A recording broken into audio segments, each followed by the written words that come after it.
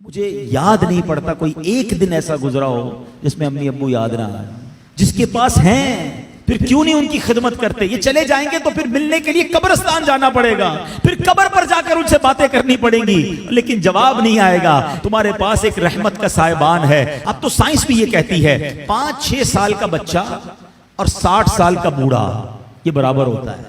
یہ زندگی کا ایک سرکل ہے, بچپن سے شروع ہوتا ہے, جوانی میں جاتا ہے, اور پھر وہاں سے 40 کے بعد عمر ڈھلنا شروع ہوتی ہے. اور بچہ جس طرح 6 سال کا ہوتا ہے نا, نارملی 60 سال 65 سال کا بندہ اسی طرح کا ہو جاتا ہے. اب مجھے ایک بات کا جواب دیجئے, 5 یا 6 سال کا بچہ آپ کے گھر میں ہو اور وہ کوئی سوال آپ سے بار بار کرے, آپ ناراض ہوتے ہیں؟ کیونکہ ہمیں یہ سمجھ آ گئی ہے کہ ابھی 6 سال کا ہے, اس کا انڈرسٹینڈنگ لیول کم ہے, اس کی لسننگ پاور کم ہے, اس کے دماغ میں ابھی اتنی وسعت نہیں ہے, بچہ ہے اس لیے ضد کر رہا ہے. جس دن آپ یہ سمجھ گئے کہ 60 سال کے بعد تقریباً کم و بیش سننا مشکل ہو جاتا ہے, سمجھنا مشکل ہو جاتا ہے, ضد آ جاتی ہے, فرمائشیں شروع ہو جاتی ہیں, اب آپ اس کو انجوائے کریں. اب اس میں چڑچڑاپن نہ لائیں کہ کیا امی روز بار بار ایک ہی بات کرتی ہو, تمہیں سمجھ تو کچھ آتا نہیں, ابو آپ کو سنائی نہیں دیتا. اللہ اکبر, تم ان سے اس طرح بات کر رہے ہو جنہوں نے تمہیں پال پوس کر بڑا کیا. اللہ کی قسم اب خدمت کا موقع آیا ہے. حقیقت کی بات بتاؤں, خوش نصیب ہے وہ اولاد جس کو ماں باپ بڑھاپے میں ملے. ارے کئی ایسے ہیں جو ماں باپ کو بڑھاپے سے پہلے ہی کھو بیٹھے ہیں, اور خوش نصیب ہے وہ اولاد جس کو ماں باپ نے خدمت کا موقع دیا. ہاں, کئی ماں باپ تو ایسے ہیں جو بچوں کی خدمت کرتے کرتے ہی خود دنیا سے چلے. اگر تمہیں آج خدمت کا موقع ملا ہے نا, یاد کرو میں بھی تو بستر گندا کرتا تھا, میں بھی تو راتیں ان کی تنگ کرتا تھا. اگر میرے ماں باپ بچپن میں یہ فیصلہ کر لیتے کہ میں اس بچے کو کیسے سنبھالوں تو میں تو بے لباس رہ جاتا. کپڑے انہوں نے پہنائے, اگر مجھے وہ چھوڑ دیتے تو میری تعلیم کا کیا ہوتا, میری پرورش کا کیا ہوتا. مجھے آج جو بھی ہوں میں دنیا میں, اپنا ذہن بنا لو میرے پیارے اسلامی بھائیوں, خدا کی قسم اگر آج تمہارے پاس شرافت ہے, عزت ہے, دولت ہے, دنیا میں جو کچھ ہے وہ سب کچھ ہمارے ماں باپ کی برکتوں سے ہے. ہم کچھ بھی نہ ہوتے اگر ماں باپ ہمارا ہاتھ نہ پکڑتے ہیں. اور آج بوڑھے ماں باپ بوجھ لگتے ہیں, آج ان کی بیماری بری لگتی ہے.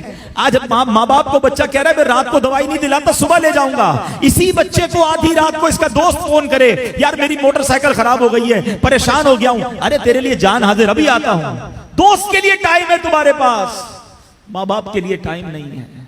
واللہ میں صحیح بتاؤں, ان بچوں کے پیسوں کا نصیب جاگا ہے کہ جن بچوں کے پیسے ماں باپ پر خرچ ہو جائیں. لوگ بچے یہ بھی کہہ رہے ہوتے ماں باپ کو کہ یہ میرے ہیں, میں آپ کو کیوں دوں, میں نے کمائے, تف ہے.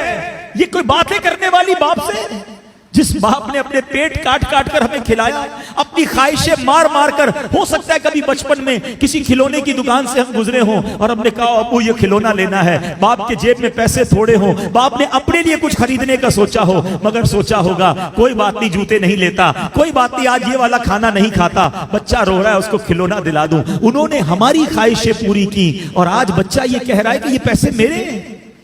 یقین کرو تمہارے پیسوں کا نصیب جاگا ہے اگر کسی طرح تمہارے ماں باپ پر تمہارے پیسے خرچ ہو جائیں. اس سے اچھا میرے پیسوں کا اس سے اچھا مصرف کیا ہے کہ یہ پیسہ ماں باپ کی خدمت میں خرچ ہو جائے. لیکن آج جو واقعات سننے کو مل رہے ہیں دل دہل جاتا ہے. ہم نے علماء کی کتابوں میں پڑھا ہے کہ بیٹا والد کے ساتھ ایسا بہیو کرے, اس طرح زندگی گزارے جیسا آقا کے سامنے غلام ہوتا ہے. مگر آج سننے کو جو باتیں مل رہی ہیں نا کہ بوڑھا باپ بیٹے کے آگے غلام بنا ہوا ہے. وہ اولاد کیسی ہے, زبان لٹک نہیں جاتی جو ماں باپ سے ایسے بات کرے. حق یہ ہے کہ اولاد کو ڈرنا چاہیے کہ کہیں میرے ماں باپ ناراض نہ ہو جائیں. حدیث پاک ہے, میرے آقا علیہ الصلوۃ والسلام فرماتے جس کا مضمون ہے ماں باپ ہی تیری جنت ہیں, ماں باپ ہی تیری دوزخ ہیں. اس کا مطلب کیا ہوا, یعنی ماں باپ راضی ہو جائیں تو رب بھی راضی ہو جائے گا, جنت مل جانی ہے. اور ماں باپ ناراض ہو گئے پھر نہیں کام آنی عبادتیں. دین کا کام کریں بہت اچھی بات ہے, مگر یہ دیکھ لو کہ ماں باپ راضی ہیں کہ نہیں, یہ بہت ضروری ہے. ہم بعض اوقات اس طرف سے چوک جاتے ہیں, یہ پہلا اسٹیپ ہے.